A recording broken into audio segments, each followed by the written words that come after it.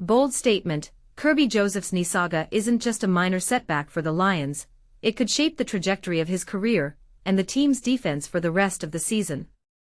Here's a clear, comprehensive rewrite that preserves all key details, adds accessible explanations, and keeps the discussion balanced and engaging. Kerby Joseph has faced a challenging season with the Detroit Lions. After a promising start that included 3 interceptions in his first 6 games, the safety has spent the last 6 contests sidelined by a knee injury. Detroit has not placed him on injured reserve, and he has not practiced recently. Updates have largely centered on progress rather than specifics, with the emphasis on improvement rather than a definite return date. The situation intensified this week when Joseph posted a couple of troubling messages on social media, "God help me," and "I'm lost for words," before ultimately deleting his accounts. In the aftermath, head coach Dan Campbell and Joseph offered some insights during 2 separate media sessions. This rewrite sticks to verifiable facts and avoids internet diagnosis speculation. What exactly is Kerby Joseph's injury?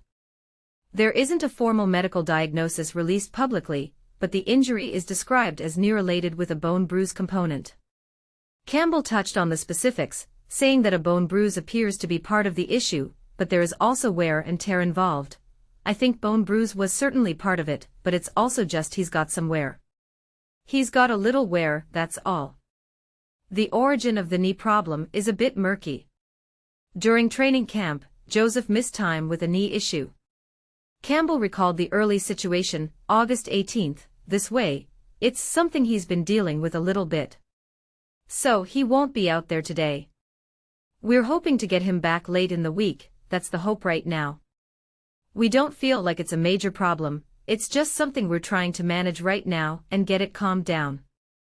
Joseph did return to practice, and was designated healthy enough to play Week 1. He then appeared on the injury report again for Weeks 2 and 3, before being cleared again for Week 4. Since the Week 4 game against the Cleveland Browns, he's been listed with a knee injury on every weekly injury report. He continued to play through 2 more games, against Cincinnati and Kansas City, while dealing with the issue, before missing the following 6 games. Notably, he left the Browns and Chiefs games briefly on each occasion, but returned later in those contests. What's slowing his recovery? Campbell has emphasized that stability in the leg is a primary concern.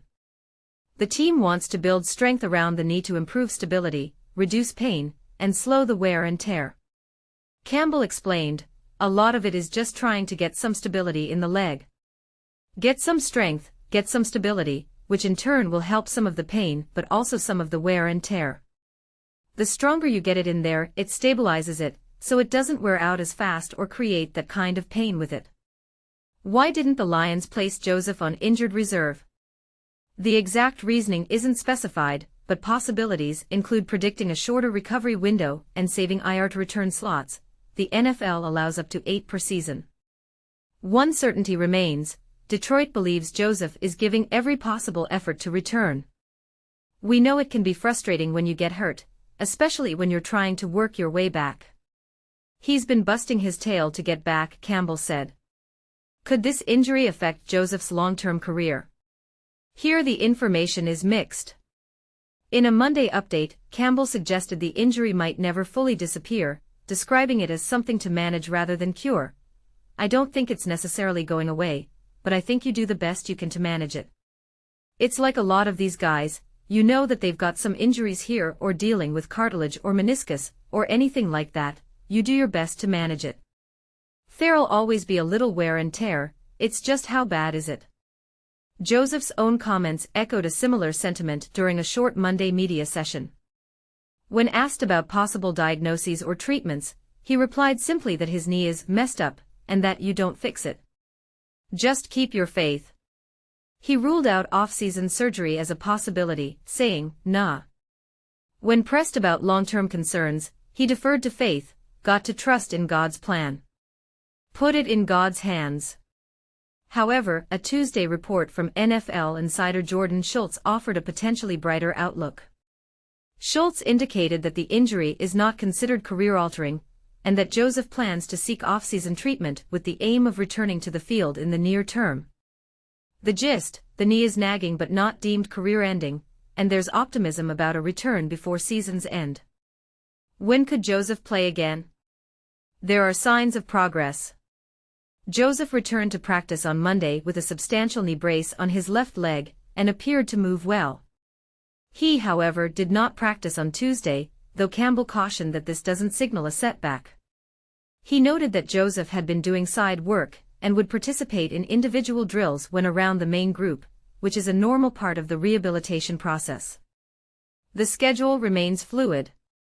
The Lions face the Dallas Cowboys on Thursday, which might be too soon for a game-ready return given only one practice in the brace. Yet the team has a potential window with a mini-bye before Week 15 versus the Rams, which could provide a more realistic opportunity for Joseph to return and contribute. Bottom line, Joseph's status is cautiously optimistic but not certain. The Lions appear committed to a measured, strength-focused approach to rehabilitation, prioritizing long-term health over a rushed comeback.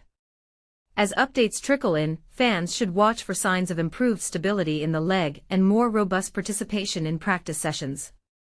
Controversial angle and questions for discussion. Is it prudent for teams to keep players off injured reserve when a protracted recovery is likely, even if it risks extending the absence and fan frustration? If this knee issue proves chronic, should teams adjust how they utilize players like Joseph, balancing short-term contributions against long-term value? What is the appropriate level of transparency from teams and players in injuries that carry long-term implications? Share your take below. Should coaches disclose more specific details, or is privacy preferable for mental and emotional well-being during rehabilitation?